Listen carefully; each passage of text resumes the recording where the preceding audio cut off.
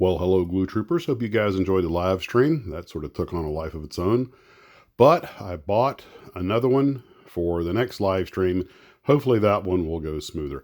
I did rewatch the video and notice that I did have the part in the right place the first time, actually the first couple of times. But at one point when it fell apart, I got it in the wrong place, and that's when things went south. But, you know, great time was had by all, and that's really the objective. So, you know, actually I consider it a win. So I went to the Hurricane Hobbies today to beg Ian's forgiveness for shopping at Hobby Lobby. And, well, here's a few clips from my visit. I also wound up rearranging the armor shelf because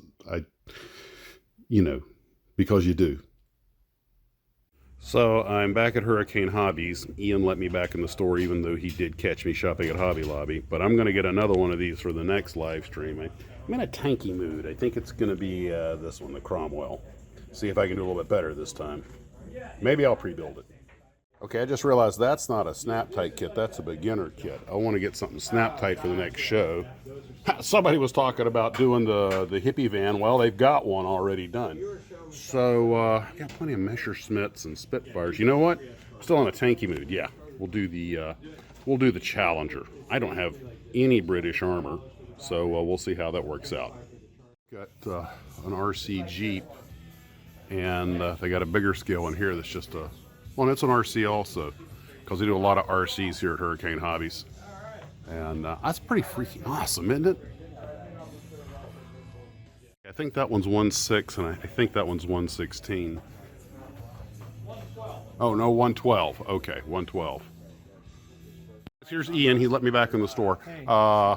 So talk about this real quick. Oh, it's really nice. It's a little scale crawler thing. It comes in this cool box. It's like a foam ammo crate, and it's very, very detailed. It really is a good looking. The smaller one is actually more scale than the bigger one. Yeah, I can tell the big one's a little off, a little jacked up. But this has leaf springs and transfer case and everything, just like a real truck. Who makes that? And then I believe it's marketed under Rock Hobby or something like that. Okay. But I believe FMS is making it. But of from course. everything I can see. If I get another RC, that might be it. This one fits the 12th scale guys that you can buy off of eBay, like the G.I. Joe. The 12th scale guys fit right in here, and you can take a Garand and put it right behind the window. Oh yeah, it's got for the rifle mount. Yeah, there's accessories like tops and everything I can get for them. I'm trying to get. There's an artillery piece that's a trailer that goes back here. I'm trying to get all of them. But you don't have those options for the smaller one though, do you? No, not for the smaller one. Because that's about right. The smaller one's about right scale to go. I got a 116 Tiger RC, and you said this was 112. Yeah, it says 112. Yeah, so I mean close enough. The little force perspective, I could have the Tiger tank chasing my Jeep around. Yeah.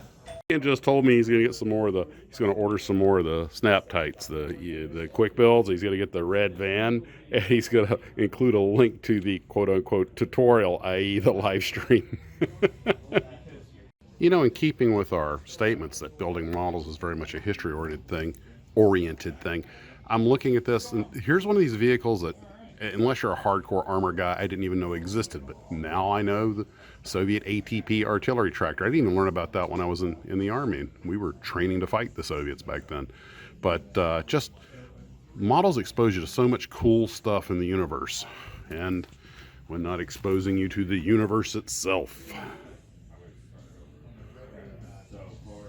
Now I see that Airfix has put out two versions of the Hetzer or the Jagdpanzer 38T, and apparently, despite everything we've often heard, people saying, oh, it was never really called a Hetzer, but apparently some information has surfaced that it may have been called a Hetzer during the war, even if it wasn't common usage.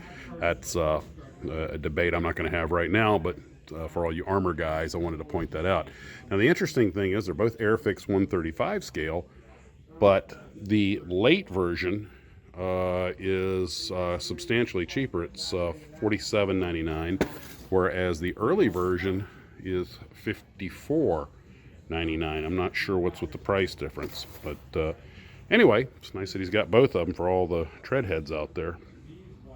It's flying everywhere, but it didn't even pull out. Like the parachute didn't come out and it didn't start going. It waited till it deployed. It just sat like that the whole time. Okay, Mason, I didn't have my phone going earlier. You got to tell that. You got to demonstrate that again because that's going on tonight's video.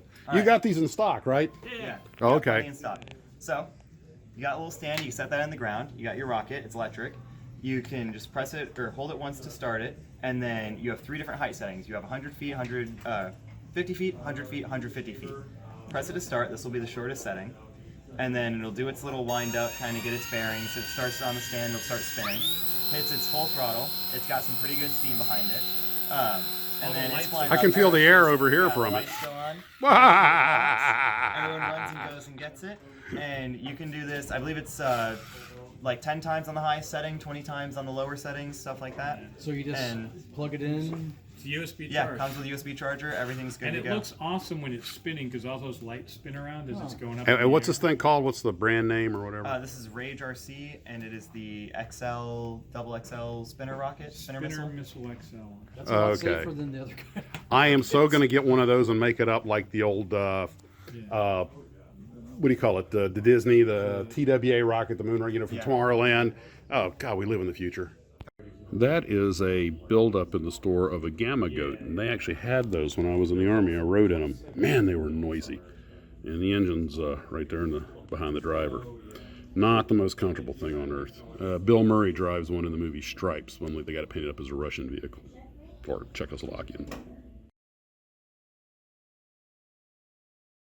Also, I was sent this link, I believe it's from Mega Hobby, by a glue trooper, and it's funny, when you build kits of wars of the past, World War II, Vietnam, and you make all the ancillary characters that go with it, you just, well, that's history, but when it's something like this that's so contemporary, I'm like, wow, that's pretty hardcore. So good on them for making these, but I gotta admit, when I saw that, I was like, almost like, guys, too soon. But then on the other hand, wait a minute, that's fair. It's kind of makes the reality of the thing sink in. I mean, outside of sci-fi and fantasy and the like, modeling is representational life. Wow. I don't think I've ever been so moved by a box art.